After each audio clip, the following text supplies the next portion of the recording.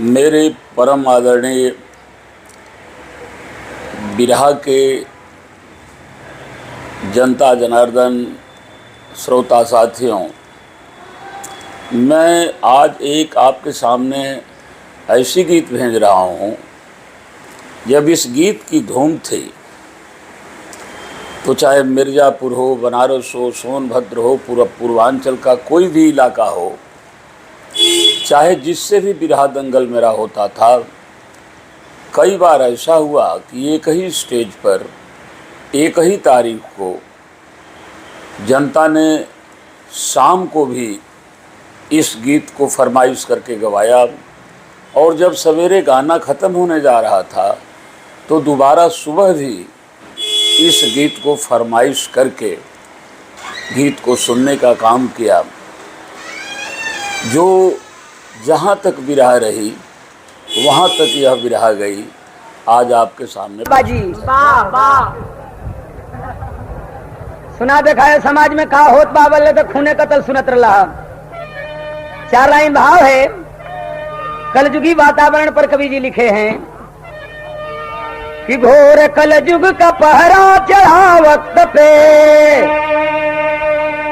घोर कलयुग का पहरा चढ़ा वक्त पे, कर रहे हम वही जो नहीं चाहिए।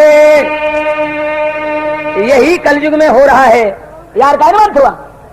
युग का पहरा चढ़ा वक्त पे, कर रहे हम वही जो नहीं चाहिए।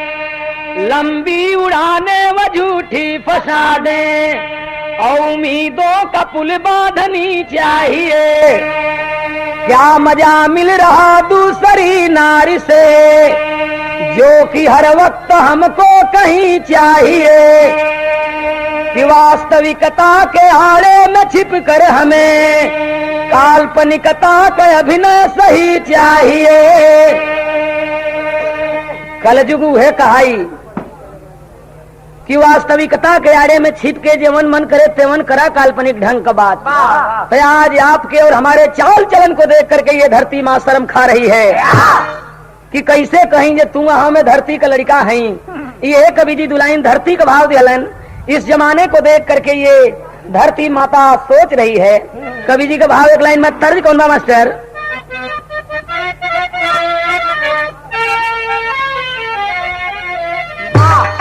उहे तर्जिया बाप कि पंजाब के बोतल में और कश्मीर का पानी है।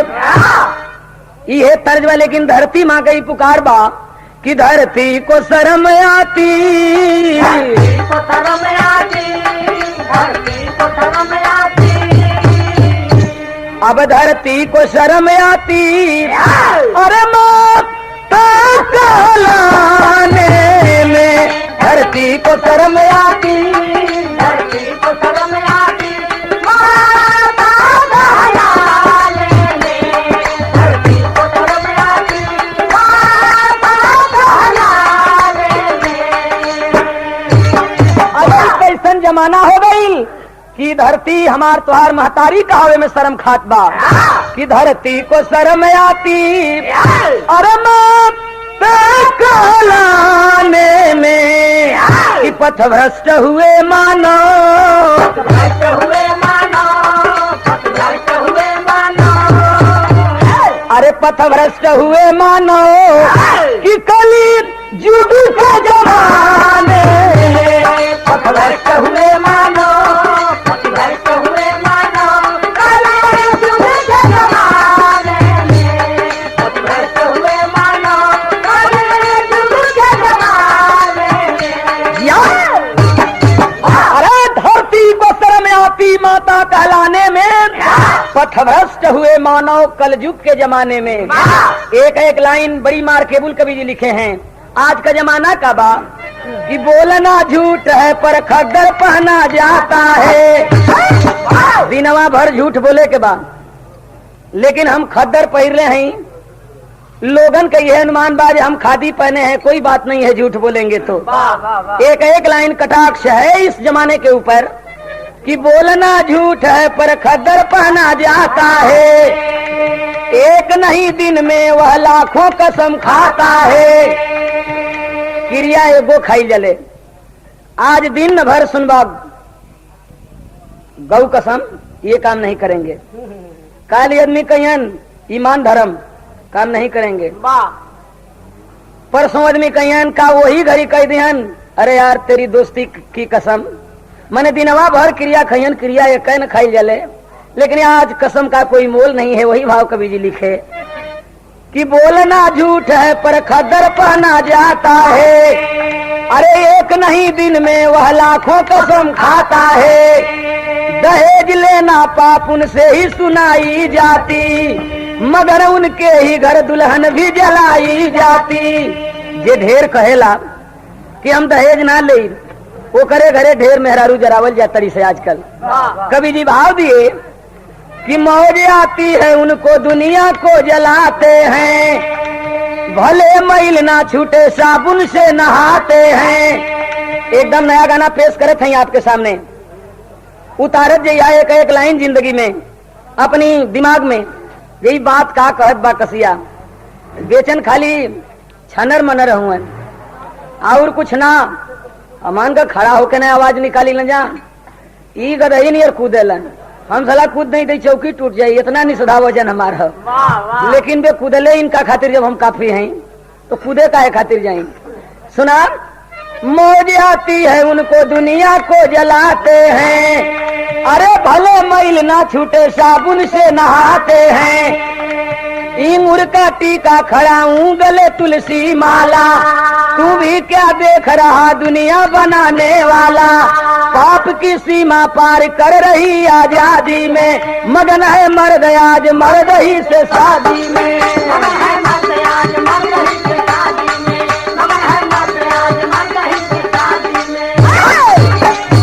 अरे पाप की सीमा पार कर रही आजादी में, अरे मगन है मर्द आज मर्द ही से शादी में। जिला छपरा के रमई गांव की कहानी है, सुरेश ठेकेदार की चढ़ी जवानी है। छपरा जिला की कहानी बाप, छपरा जिला के आसपास रमई गांव है और रमई गांव की कहानी है। वहां एक सुरेश ठेकेदार थे।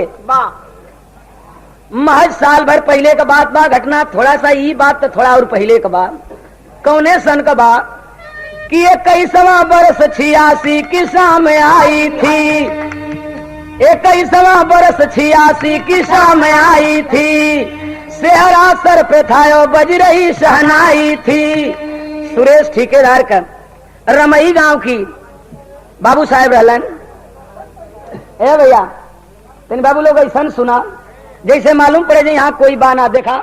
हमार पुलिस का जवान लोग रसना के इंस्पेक्टर साहब वर्मा जी की 80 की शाम आई थी, अरे सेहरा सर पे था बज रही शहनाई थी। दो दिलों की मुलाकात छिपी थी इसमें, अरे दो दिलों की मुलाकात छिपी थी इसमें, और प्रेम बंधन था भाग्य रेखा लिखी थी इसमें।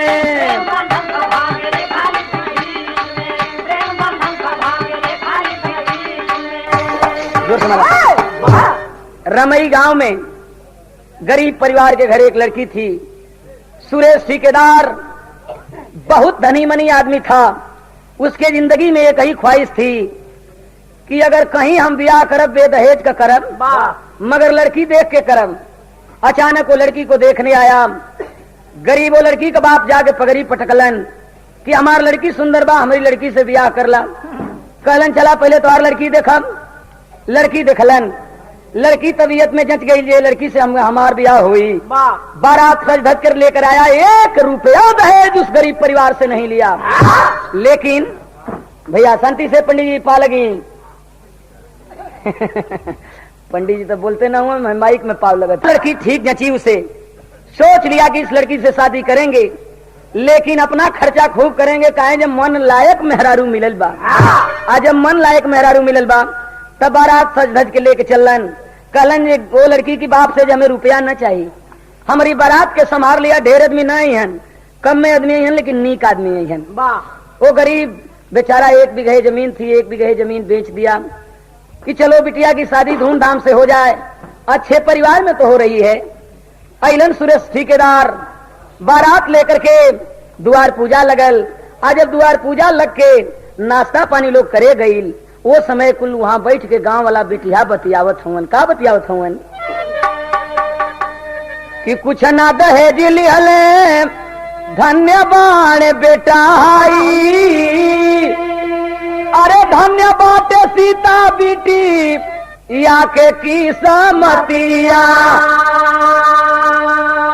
कि बेटी की सगाई ऐसने ही तो होए के चाहिए। अरे बैठे मगन बती आवेलन घरतिया। क्या नक्शा है वहां का, गजब नक्शा था। लोग यही बात कर रहे थे, हे भगवान जेके लड़का दो के सुरेश ठेकेदार नियर, जे बेचारा इतना दौलत मंद आदमी हो करके आज एक गरीब की बिटिया से शादी कर रहा है धूमधाम से, और बगैर दहेज लिए ये शादी हो रही है। लोग ये सोचे लगलन जे बेटी का किस्मत ब्रह्मा अपने हाथे बैठ के लिखले हुए। लेकिन भैया कि नाश्ता पानी करके मगन बाण बेटा हो, अरे अली सामियाना में सुरेश की बरतिया, कि छपरा जिला की मशहूर नाच होवे लागली। अरे धीरे धीरे बजे लागल बारह वाली रतिया, बारह वाली रतिया, धीरे धीरे बजे लागल बारह वाली रतिया। इतना कैले रहलन सुरेश ठेकेदार, रुपया ना ले रहलन, उनकर बिरहियन के जरूरत ना रहल। ई ना सपरल जे कम से कम एगो कसिया के खदई, एगो बेचन के कदई, न तो चल के कोनो बनारस से कदई।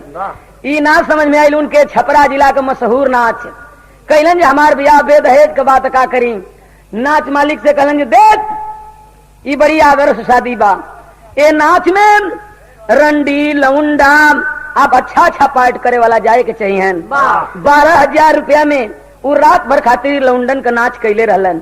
जब सामियाना में नाश्ता पानी करके बारात चलल, ऐसा ही जब महफिल जमल हो, आज जब 12 बजे लगल, वो समय ले कुछ पार्ट अदा कैले रहलन नाच वाला। और नाच वाला जब पार्ट अदा करत रहलन, वही वक्त बुलावा भइल कि चल के और दुल्हन के मांग में सिंदूर डालना है। चल दिया सुरेश ठेकेदार। तो एक ठे भोजपुरी का तर्ज बा,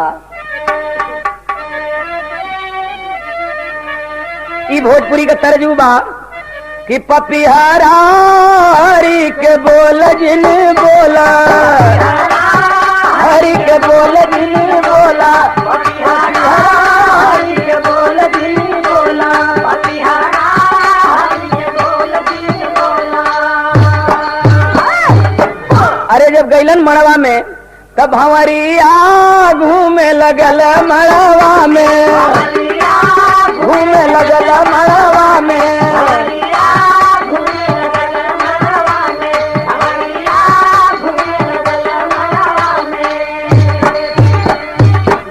अरे खुशी खुशी सीता की मंगिया भराइल, तम्मू में चढ़ डोली में चढ़ दुल्हा तम्मू में आइल, डोली में चढ़ दुल्हा तम्मू में आइल, डोली में चढ़ दुल्हा तम्मू में आइल।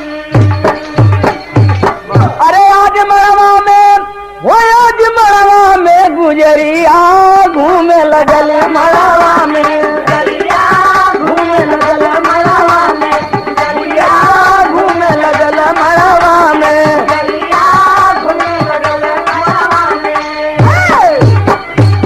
भाई देखा बड़ा शौक से सिन्होरा से सिंदूर निकलन और दुल्हन की मांग में सिंदूर डाल देलन।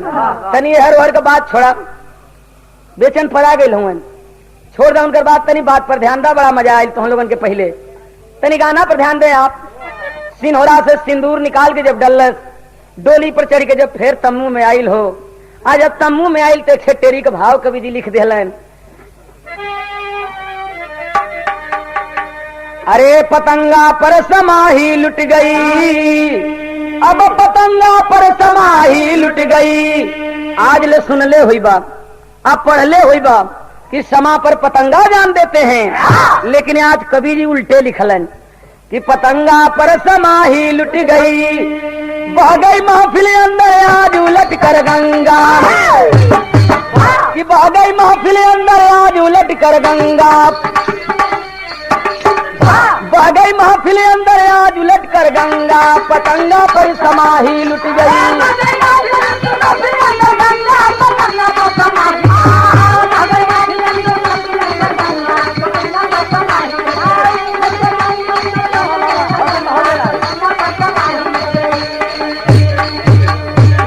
बह गई महफिल अंदर आज उलट कर गंगा, पतंगा पर समाही लुट गई।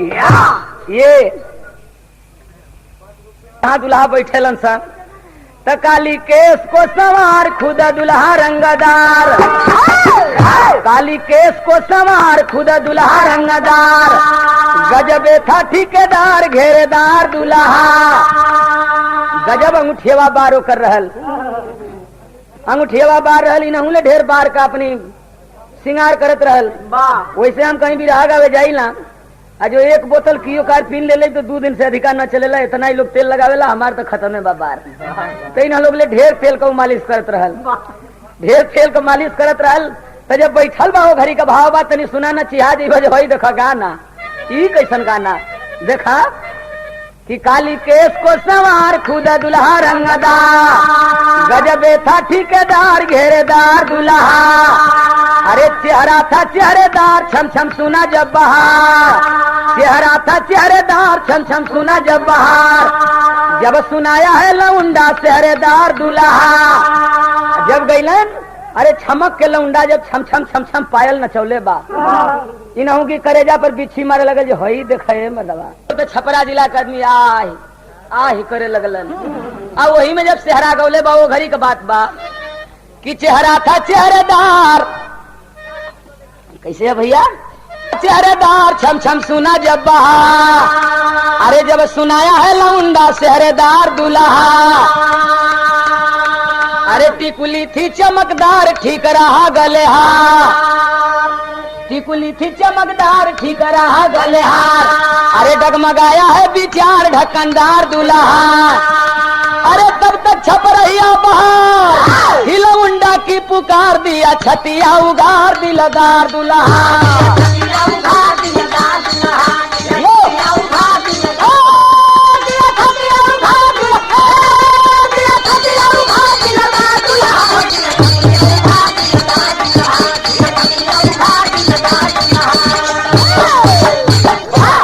भैया हो। जब लौंडा बैठल बा, ये विजय शंकर असावर के निवासी हैं, जब आइल दुल्हवा ठेकेदार साहब बैठल में बेदहेज के बियाह करे गई रहलन, देख के मेहरारू सीता से बियाह कैले रहलन, मांग में सिंदूर डाल के आई रहलन, तोले दूसर का लौंडा आइला छम छम छम छम घूम के ये गाना गौले बा। कौन गाना गौले बा मास्टरवा?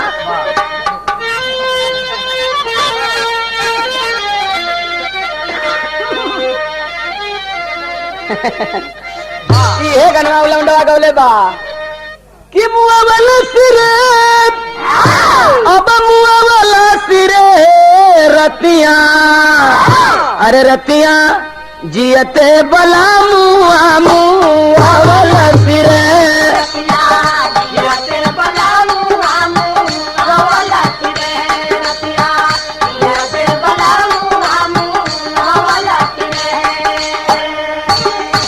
लौंडा अदा के साथ गौले बा ना आंख मारे ला सला आंख के तरह हमारी ई फजियत हो गई, तनी आंख मार के बता दे कैसे लौंडा गावेला।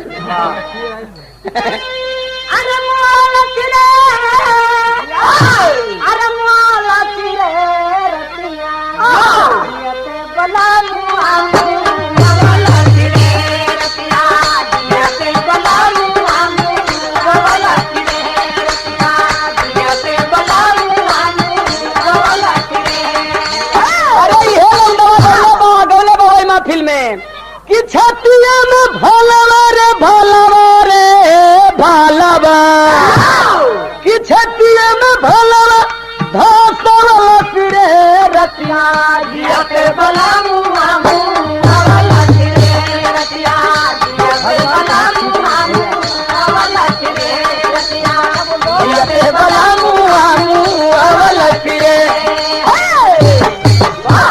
वाह वाह वाह रे भैया वाह, तू ऐसा कुल धुन छाएला।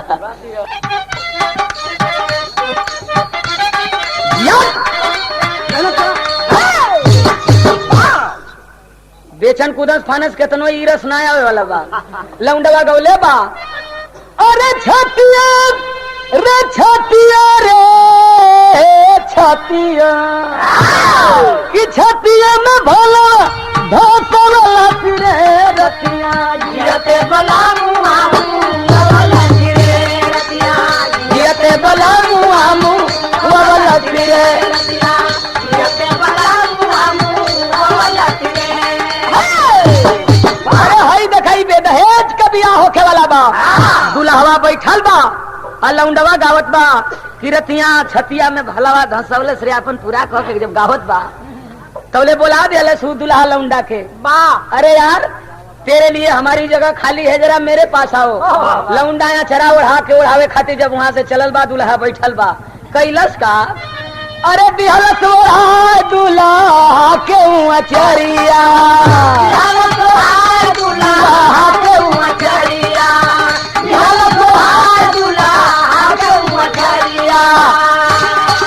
जाके यहाँ चरा ओढ़ा दिले बाकी राजा जी।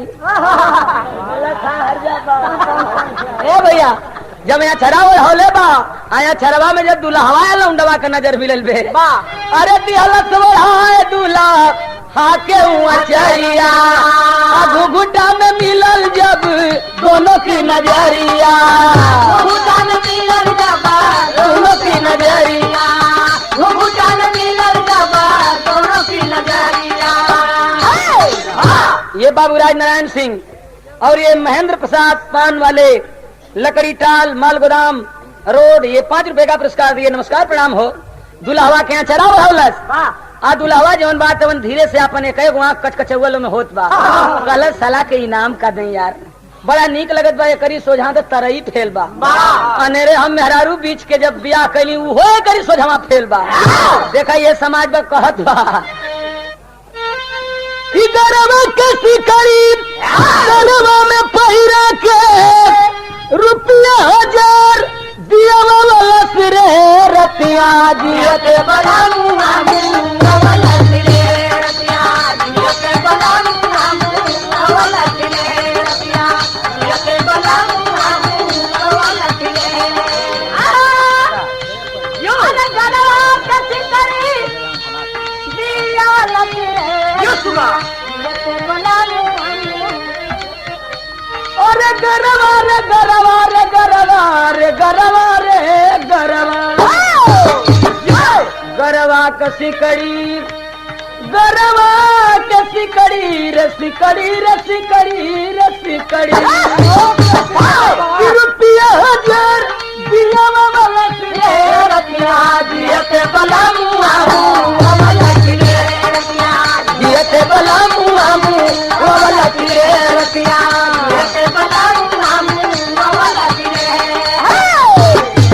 देखा जो मराती है कुल गाना से भेंट न हुई कितना होले बा आ दुल्हवा जब देखले बा आंख में रोले बा कल जरे सलाह कर आंख है कि बलब आ ऊ तो लगौले रहल गेना, लेकिन ऊ बुझल से एकर छाती भी निक बा बड़ा सुंदर बा। सोचे लगल कि यार तुलना करे लगल कि हमार मेहरुआ निक बा कि सलाह ही निक बा, कुछ समझे में न आवत बा। 4 बजे ठीक नाच बंद हो गई आ नाच जब बंद हो गई तब भइल का, अरे बिसरे न दूल्हा के चीत से सुरतिया जब सुतल तो हर घड़ी अखिया में ओकरी लौंडवे नाचत बा। भाई ठेकेदार बेदहेज के बियाह करे गई रहलन आ देख के तो लड़की बियाह करे गई रहल आ लौंडा के जब देखलस सोचे लगल कि बाप रे बाप ऐसनो सुंदर भगवान बनावेलन, ऐसनो सुंदर भगवान बनावेलन। तो बिसरे न दूल्हा के चीत से सुरतिया कैसो के बीतल आज दुख वाली रतिया कैसो के बीतल आज दुख वाली रतिया कैसो के बीतल आज दुख वाली रतिया कि भैली विदाई जब भैले बिहनवा दुल्हन के विधवा करवला सिरे रतिया जियते बला मुआ मुआ वाला फिरे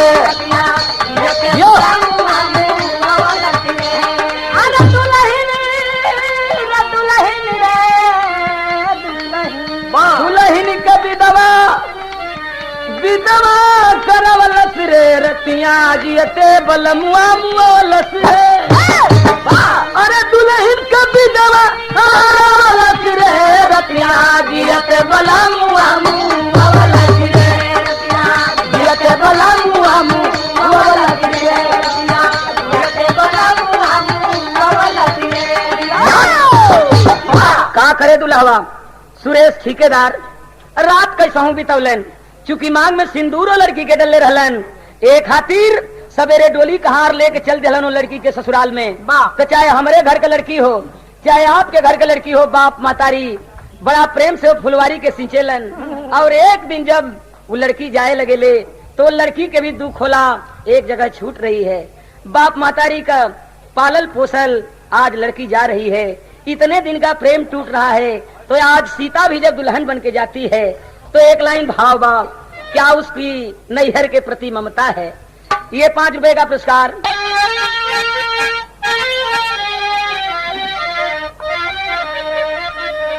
इस तरह में हीरो हीरोइन मिलकर गावेलन हीरोइन पूछे ले हीरो से कि क्या करिए नवा फूले अरे चंपा चमेलिया गोरी के करे अंगना फूले अरे के करे अंगना फूले नी बुलाया नार गोरी के करे अंगना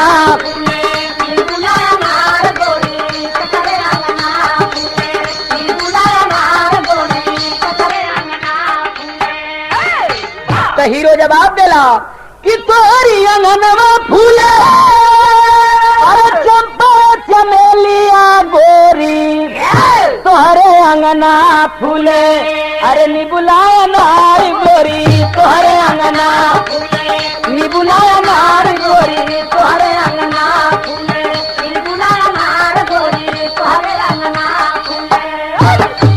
भैया हो केहू का लड़की जब विदा होके जाले हमार चाहे तोहार एक लाइन तनी लड़की का बात सुन ला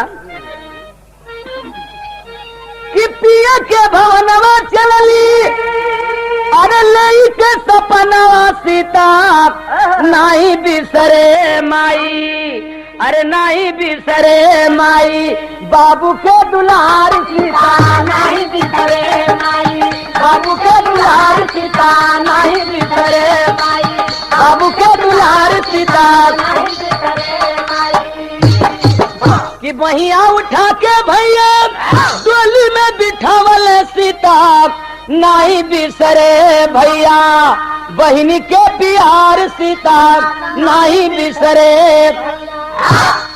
ये 5 रुपए का चलल जब ससुराल में पहुंचल तो लाखों सपना सजा के सीता पहुंची जब ससुराल अरे लाखों सपना सजा के सीता पहुंची जब ससुराल और चुभना चाहे गुलाब में उसके कांटों का जाल रूप अनोखा नयन में काजल सिंदूर मांग लगाई है और निसाब दूसरी में सज करे अलबेली से सजाई है। 3 ठेरात जिंदगी में इंसान की बड़ा मशहूर होला पहली रात जब धरती पर इंसान आवेला तीसरी रात भैया है देखा हल्ला करो सपना सजा के सीता पहुंची जब ससुराल चुभना चाहे गुलाब में उसके कांटों का जाल रूप अनोखा नयन में काजल सिंदूर मांग लगाई है और निशा दूसरी में सज करे अलबेली सेज लगाई है। 3 ठेरात बतौली ना पहली रात जब धरती पर आवेला इंसान तीसरी रात जब इंसान धरती के छोड़ के जाला बिचली रात सुहाग रात 2 अनजान दिल मिलकर के आज एक नई जिंदगी की शुरुआत करते हैं। दूसरा का बेटा दूसरा का बेटी आज मिल के और नई जिंदगी की शुरुआत करेलन। तरीता सीता भी सेज लगा करके बैठी है कि आज हमारे पतिदेव हैं और नहीं कि साथ में आज उन बात मौज मस्ती ले आज से नई जिंदगी की शुरुआत करम। लेकिन दारू पीकर सुरेश आया सीता जहाँ अकेली थी 10 बज गई सुरेश ठेकेदार न अलन भैया 10 बज गई सुरेश ठेकेदार न अलन 11 बज गया नहीं आया। लेकिन जब 12 बजल बा तो दारू पी के हमारा भाई अपन करत अलन दारू पिए वाला बड़ा गलत गजब करेलन। एक पियक्कर गईल कैंट स्टेशन पर ओके जाए के रहे गोदौलिया पूरा दारू लगा ले रहल म्याऊ म्याऊ तुम हमारा भाई है तुम हमारा अपन झूमत गईल गोदौलिया ओके जाए के रहल एगो टेम्पू वाला कहला जो क्यों भाई तुम तो हमारा भाई है? हाँ भाई तो भाई है। का बात बे? कल जरा हमें गोदौलिया स्टेशन चलना है। कल सावा बैठा अपन उपी कई आदमी वही पे बैठल। आज जब बैठल तो अपन टेम्पू स्टार्ट कैलस, घर स्टार्ट कैलस, घिड़ 4 बेर ना करेलन। तो जब वो घिड़ कैलस अपन टेम्पू, तो ये जाने जो बड़ा रफ्तार में चलावत बा। कह जाबे साला जरा इतने रफ्तार में मत चलाओ, हमारी जिंदगी बड़ी कीमती है। गाड़ी जरा धीरे चलाओ वरना एक्सीडेंट कर जाएगी। गाड़ी वही घिड़ करत बा, चलत ना बा। आई जाना था जो एकदम 100 की स्पीड में चलत बा। कल साला जरा धीरे चलाओ, कहीं एक्सीडेंट कर जाएगी। हम बहुत बड़ा आदमी है और तुम तो हमारा भाई है। घिड़ 15 मिनट चलौला वही जगह गाड़ी बा। कलश अच्छा उतरा, सरकार अब गोदौलिया आ गई। कलश कितना रुपया लेगा? कलश 25 रुपया। कलश अरे साला जब तुम हमारा भाई है तो 50 रुपया ले, 25 रुपया खाए बोलेगा। 50 रुपया निकाल के दलस। आज जब घूम के देखत बात वही कंटे स्टेशन पर, वो ना बुझे, वो बुझे गोदौलिया आ गई बनी। कहे साला आज गोदौलिया का रूपे बदल गया है। आज गोदौलिया तो कंट स्टेशन जैसी दिखाई देती है। वो जनला से गोदौलिया आ गई, गोदौलिया आज कंटवे नियर हो गई भैया। वही जब आप 50 रुपया देलस। आज जब घिड़ करे तो वो जाने जब बहुत तेज चलावत बा, कहीं एक्सीडेंट कर दे। कहलस अच्छा ठीक है।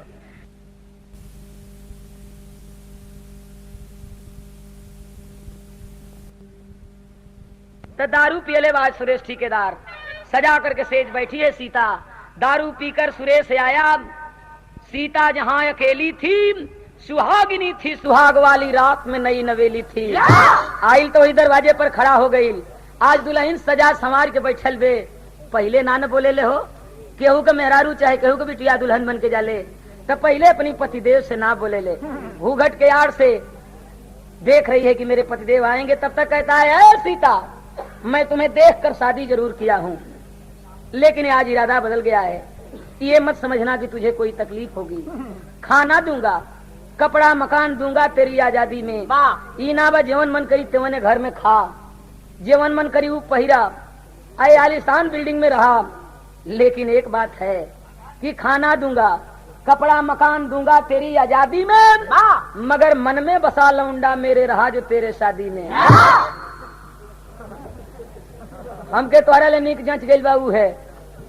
आज देखें क्या बीती होगी उस दुल्हन के ऊपर। कहलस एक बात सुन ल सैया जी, बड़ी पते की बात कह रही है कि सुना का कहलस। सैया जी हाथ जोड़ के कहते हैं एक से बात सुन लो, करी बात जौन मन करी तो करी है।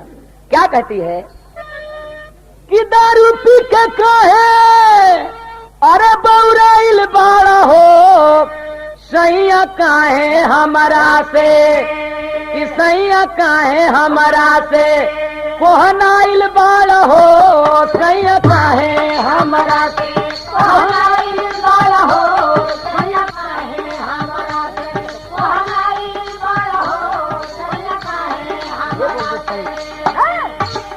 अरे यार तो फिर भेजवा ने तो सही सही बतवा के भेजवा। सही मेहरारू जो ना को कोरी सारी चुनरी बा।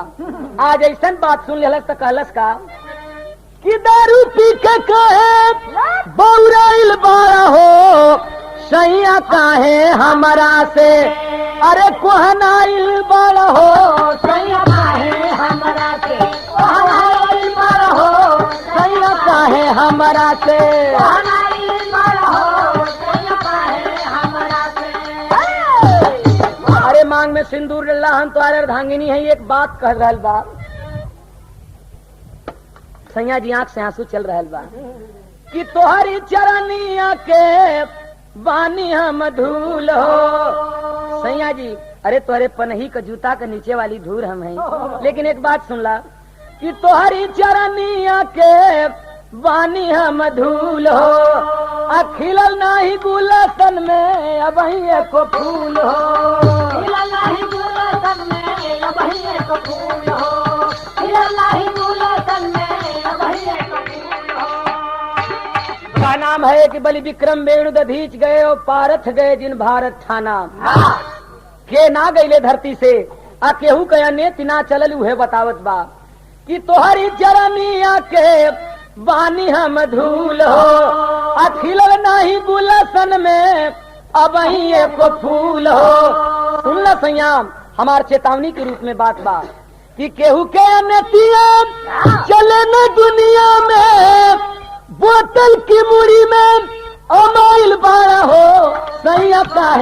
हमरा से कहनाई बड़ हो सैया काहे हमरा से कहनाई बड़ हो सैया काहे हमरा से कहनाई बड़ हो।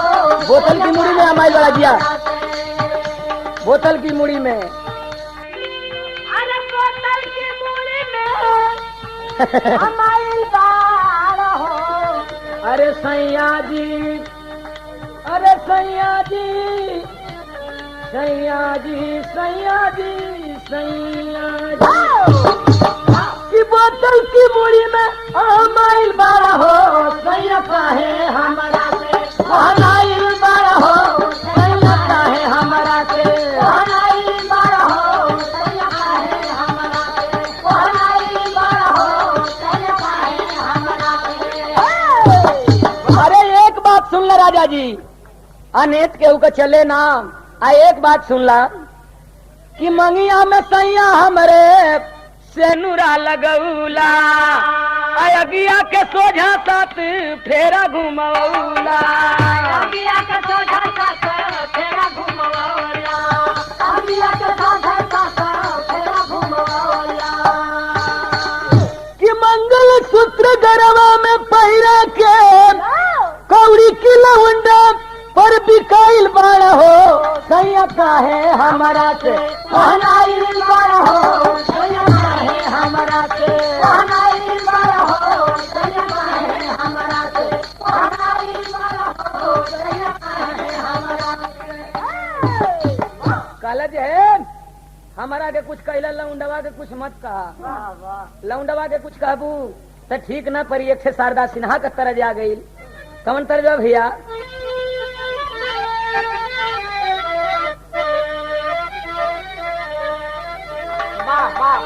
कि कवनी करनवा, वाह वाह भैया वाह, कवनी करनवा अरे शहर भागे, अरे पिया पपिया की बोलिया जहर लागे। पपिया के बोलिया जहर लागे, पपिया के बोलिया जहर लागे। कि दारू जुझारू अरे समाइल उम्र में फुहर लागे, अरे आज कोई लड़ी की बोलिया फुहर लागे, आज कोई लड़की बोलिया फुहर लागे। कोई लड़की बोलिया फुहर लागे। देखा ई सुहाग रात बा, लेकिन कहले सुनब अरे औकात अपनी न भूलो है भोली, ना तो सुहाग रात में चली है गोली। सुहाग रात में चली है गोली, सुहाग रात में चली है गोली। कि बीबी हमारी बनेगा नचनिया मुहर लागे, आज कोई लड़ी की बोलिया जहर लागे। भाई साहब कहा ज्यादा बोलोगी इसी वक्त गोली चला दूंगा।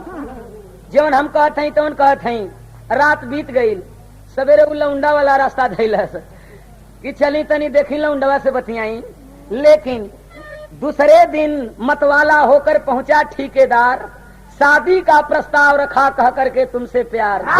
गैल तक अलग है भैया नचनिया तनी हेने आवा, अरे हमार जान हुआ हो, अरे यार तुमको जिस दिन से मैं देख लिया हूँ तुम्हारा के जौने दिन से देख ले हैं वो दिन से सलाह जिंदगी में हमारे खाइल पियल हराम हो गई बा। कल जे भैया उतना उधार माली ना बा जितना ठेकेदार था। साहब तू सोचत हुआ कलश की सुना तोहरे लिए हम कितना चीज छोड़ सकीला।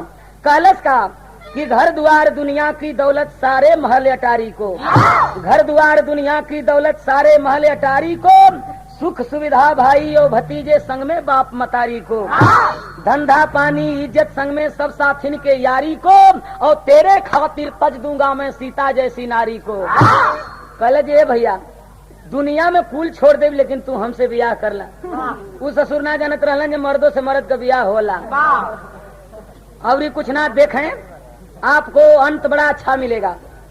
बुरे काम का बुरा नतीजा ना मानो तो कर देखो, बुरे काम का बुरा नतीजा ना मानो तो कर देखो, और जिसने जिसने किया है यारों उसका उसका घर देखो।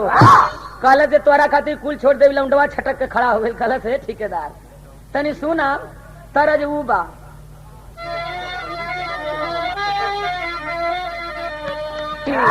अरे गोरी तोरी नई मछलियां गाती तोर पुरान, गाती तोर पुरान।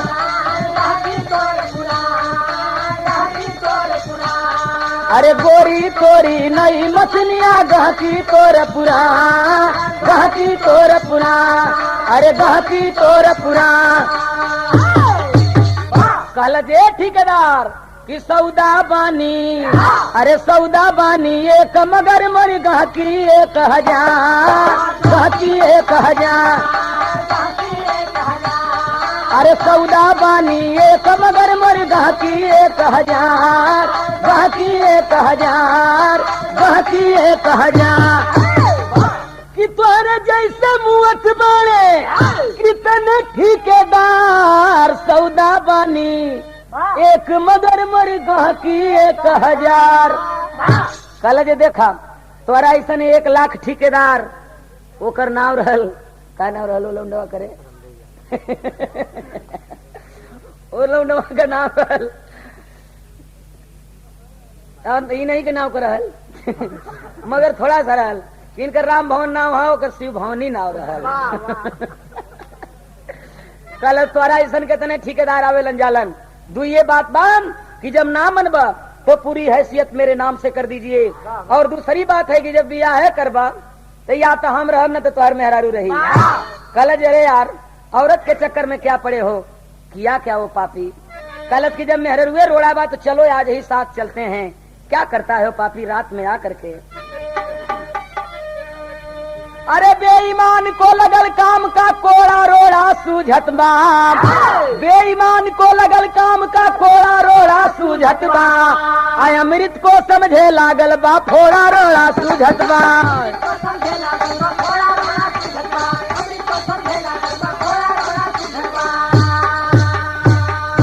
कि संग में लिया नचनिया को झूमता भवन पर आया है, और सीता सीता कहकर पापी पास में उसे बुलाया है। अरे भर के गोली दुल्हन ऊपर छोड़ा रोड़ा सूझत बा। खून से लथपथ बिलक पड़ा है, जोड़ा रोड़ा सूझत बा। सामने लौंडा खड़ा बा, जाके रात में अपनी दुल्हन के बोलवलस कि ए सीता जरा मेरे पास तो आओ।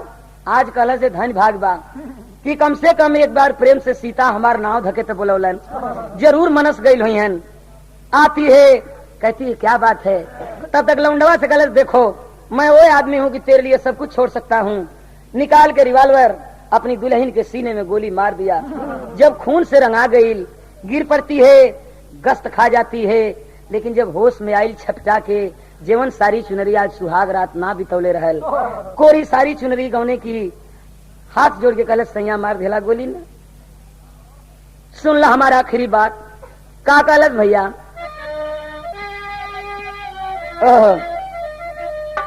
अरे बड़ा निक लागल सैया शादी वाला दीनावा।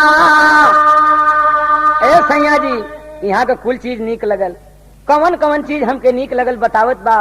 आंख से आंसू और शरीर से खून दोनों बहत बा, लेकिन कहत बा और ठेकेदार पापी निर्दयी उसी तरह से खड़ा है। लेकिन लौंडा देख रहा है कि सीने में गोली लग गई, दुल्हन छटपटा कर गिर गई, लेकिन एक आवाज निकालती है वो, अरे बड़ा निकल लागल सैया शादी वाला दीनवा। बड़ा निकल लागल तोहरे डोलिया कहार, अरे बड़ा निकल लागल तोहरे, अरे बड़ा निकल लागल तोहरी महल अटरिया। अब बड़ा निकल लागल तोहरी महल अटरिया, बड़ा निकल लागल सूरतिया तोहार। अब बड़ा निकल लागल भाई साहब। देखिए उस दुल्हन में गरीब और अमीर में कितना फर्क पड़ता है, औरत और मर्द में कितना फर्क पड़ता है। ये वही औरत है जिसके हम बेटे हैं, ये वही औरत है जिसके हम भाई हैं, यही औरत हमारी बहन है, यही औरत हमारी बेटी है, यही औरत हमारी माँ है। और इसी औरत के मांग में जब हम सिंदूर डालते हैं तो हमारी दुल्हन बन जाती है। कालत की सैया अरे तोहार घर बड़ा नीक लगल हो, तोहार सूरत तो हमारी दिलवे में जच गई, ऐसा दुनिया में केहू ना नीक लगत रहे। तोहार डोली कहार बड़ा निक लगलन। आ ऊ दिन शादी वाला दिन तो हमें इतना निक लगल। एक चीज और निक लगल सैया कि बड़ा निक लागल तोहरे हाथे मऊअतिया। अब बड़ा निक लागल तोहरे हाथे मऊअतिया। काहे कि हम पर बा तोहारे अधिकार, काहे कि तोहार बाटे पूरा अधिकार। सैया जब तू गोली मार देला ना, इहो हमके अमृते जैसन लगल, हमें दुख ना लगल। मार देला गोली हमके बड़ा निक लगल। देखा हम मुस्कुरात हैं, लेकिन एक चीज हमके ना निक लगल। कौन चीज निक ना लगल? अरे कहीं खराब लागल तोहरी चलनिया, अरे कहीं खराब लागल तोहरी चलनिया। यही से कहिला रहला मांगी के सिंगार, अब यही से कहिला रहला सैया जी तोहारी रोहन ना निक लगल। और कुल तोहार ठीक बा, रहन ना निक लगल। आ दूसर के ऊ रहता तो हम कहबो ना करती, लेकिन आगे की सोझा साथ फेरा हमके घुमवा के हमरे मांग में सिंदूर डले रहला तू, तो कम से कम हमार तू हुआ। ऐसे समझा देतनी कि दुनिया में रोहन ले बढ़ के कुछ होला ना, चाल चलन ले बढ़ के कुछ होला ना। हाँ तोहर रहन हमें सैया ना ही निक लगल। लेकिन एक बात सुनला कि हम तो रहली कोई के बेटी बहिनिया, अरे हम तो रहली कोई के बेटी बहिनिया। यही कसूर की गरीब परिवार।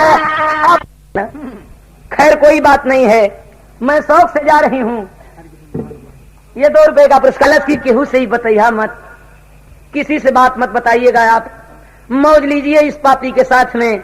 काहे अगर बता देगा तो का होई कि ये रीति चालू होई गई है दुनिया में, अरे ये रीति चालू होई गई है दुनिया में।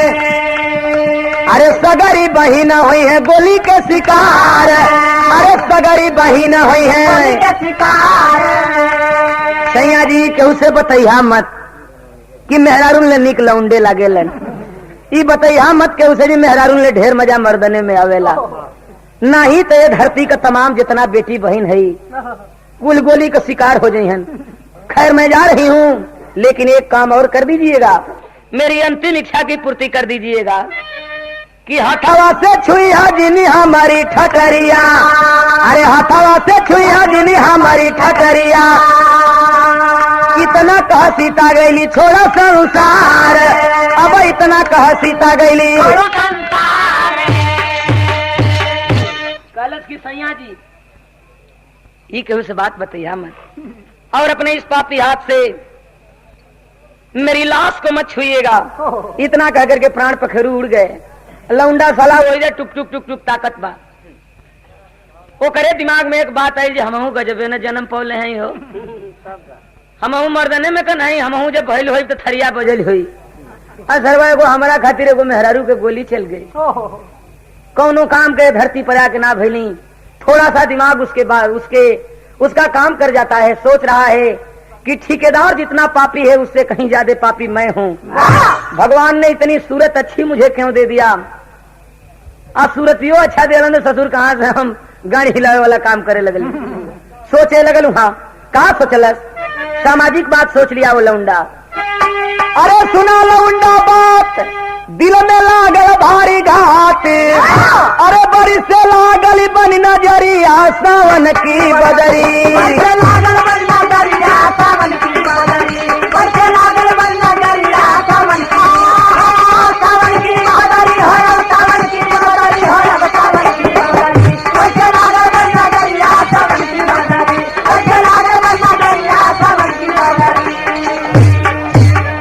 हाँ कैलाश भैया कि अधम नीच मुझसे भी है ये पापी ठेकेदार। सोच हलवा कि अधम नीच मुझसे भी है ये पापी ठेकेदार। अरे बुरे कर्म के खातिर छीना दुल्हन का अधिकार, लोहू में रंगल चुनरिया सावन की बदरी। सोच रहा है कि कमर हिलाना नजर लड़ाना यही हमारा काम। अरे चलते चलते कर जाऊं दुनिया में अपना नाम, भला ही झूल अभी हम फसरिया सावन की बदरी। अरे छीन रिवाल्वर मार दिया है ठेकेदार को गोली। तो चले साला कुल हम ही हैं, हमारी पीछे सन भैले भैया। गजब आदमी हो भैया, लौंडा हो गए सारे इतना बढ़िया काम पाछे करत बाबू।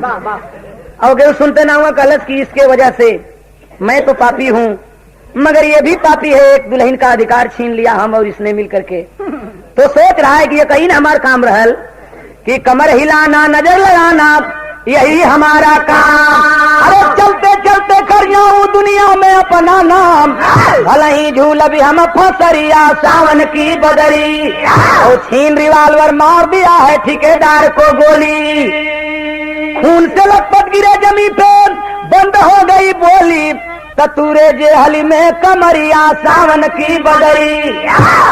निकाल करके तुरंत रिवाल्वर उसके हाथ से छीन करके तड़ातड़ कहा, पापी खूनी, तुम्हारे जैसा पापी इस धरातल पर नहीं रहना चाहिए। भले ही हम जेल में जाके आज जिंदगी भर हमें कठिनाई हुई मुसीबत साहब, लेकिन तुम्हें रहे ना दे। हमारे सामने हमारे वजह से पापी अत्याचारी एक दुल्हन का अधिकार छीने हो, और शायद इसी तरह से हर दुल्हन के पीछे न हो। रिवाल्वर खींच करके सीने में तड़ातड़ गोली मार दिया। हालांकि पकड़ लिया गया, वो इस समय छपरा जेल में है लौंडा।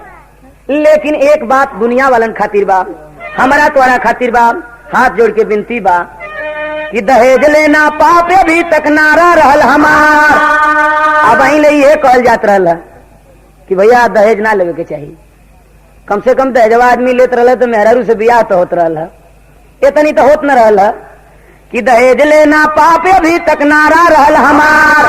अरे मर्द से मर्द की शादी जब होने लगी सरकार तो डूबी दसवा के पगड़िया सावन की बदरी। डूबी दसवा की पगड़िया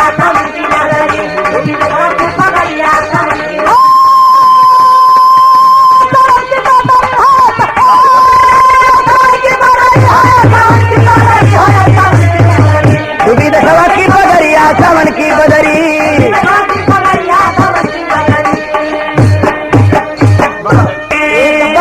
दर्शन के साथ में गंगा रंग पसारे, अरे पतंगा पर समाही लुट गई, पतंगा पर समाही लुट गई।